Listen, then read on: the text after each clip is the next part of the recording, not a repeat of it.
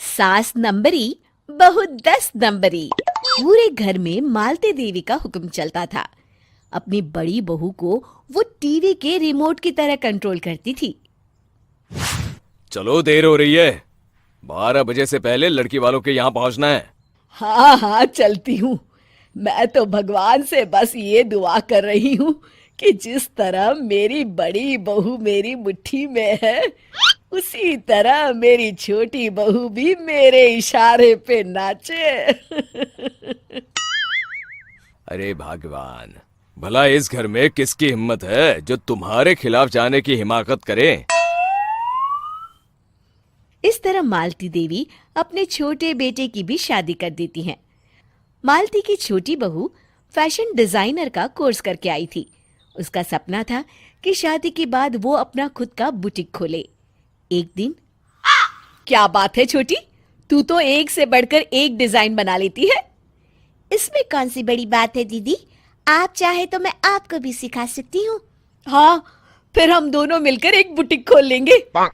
लेकिन दीदी, उसके लिए तो बहुत पैसे लगेंगे। हाँ तो क्या हुआ, पैसे माँ जी से ले लेंगे। हाँ हाँ, मेरे पास तो पैसों का पेड़ है ना, तोड़ के तुम दोनों को दे दूंगी। मेरी एक बात अच्छी तरह समझ लो, मैं तुम दोनों को एक ढेला भी नहीं देने वाली। बड़ी आई बुटीक खोलने वाली। ये आप क्या कह रही हैं माँ जी? आप हमारी मदद नहीं करेंगी तो कौन करेगा? अरे अगर बुटीक खोलने का इतना ही शौक है तो अपने माँ बाप से पैसे क्यों नहीं मांग लेती? मेरे पैसों पर क्यों आंख गड़ाए बैठी हो तुम दोनों? इस तरह अपने इरादे स्पष्ट करके मालती देवी वहां से चली जाती है। अरे ये क्या दीदी, माँ जी तो साफ मुकर गई। अब हम क्या करेंगे? तू चिंता मत कर, बुटीक तो खुल के ही रहेगा। कहते हैं कि घी जब सीधी उंगली से नहीं निकलता तो उसे उंगली टेढ़ी करके निकालना चाहिए। माँ जी अपने आप को समझती क्या है? पूरी सोसाइटी जानती है कि माँ जी ने अपनी सास को घर से निकालकर उनकी दौलत पर कब्जा कर लिया है। हाँ दीदी, अब तो जैसे को तैसा करना पड़ेगा।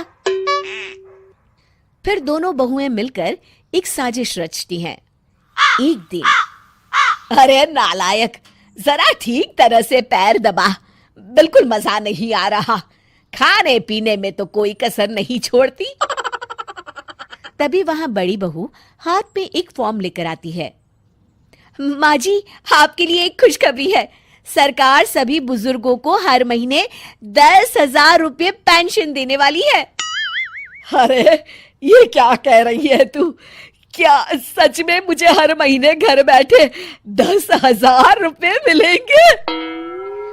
हाँ माँ जी, दीदी सच कह रही है। कल टीवी न्यूज में इस बारे में बता रहे थे। बस आप ये फॉर्म पढ़ के इसे भर दीजिए और अपने दस्तखत कर दीजिए। मैं इन्हें ले जाकर जमा करवा देती हूँ। अरे नालायक, बड़ी कामचोर है तू। इस बुढ़ापे में कहाँ तुम मुझसे फार्म भरवा रही है? खुद ही भर ले, मैं दस्तखत कर देती हूँ।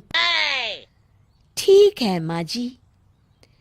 फिर बड़ी बहू बड़ी चालाकी से फॉर्म के पन्नों के बीच प्रॉपर्टी के पेपर छिपा कर रख देती है और उन पर मालती देवी के दस्तखत करवा लेती है।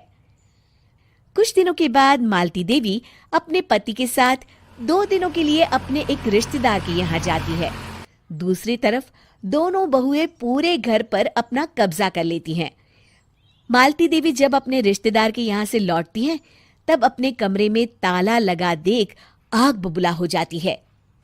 अरे नालायको, मेरे कमरे में इतना बड़ा ताला किसने लगाया है?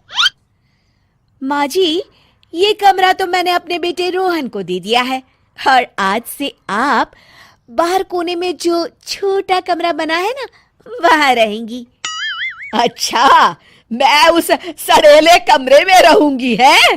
तेरी ये कहने की हिम्मत भी कैसे हुई? और मेरी इजाजत के बिना मेरा कमरा देने वाली तू होती कौन है?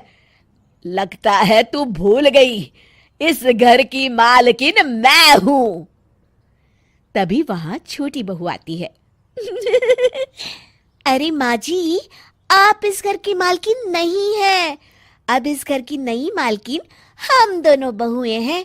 ये देखिए, इन प्रॉपर्टी के पेपर पर आप ही के दस्तखत है। अरे भाग्यवान, ये तुमने क्या कर दिया? दस्तखत करने से पहले एक बार ठीक से पढ़ तो लेती।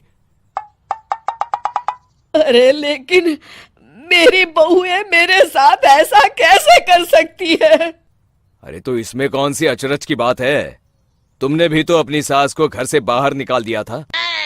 टूटा फूटा ही सही, शुक्र करो कि इन दोनों ने कम से कम हमें रहने के लिए कमरा तो दिया।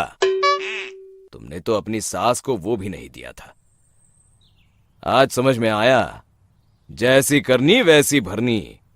चलो अपना सामान उठाओ और चलते हैं।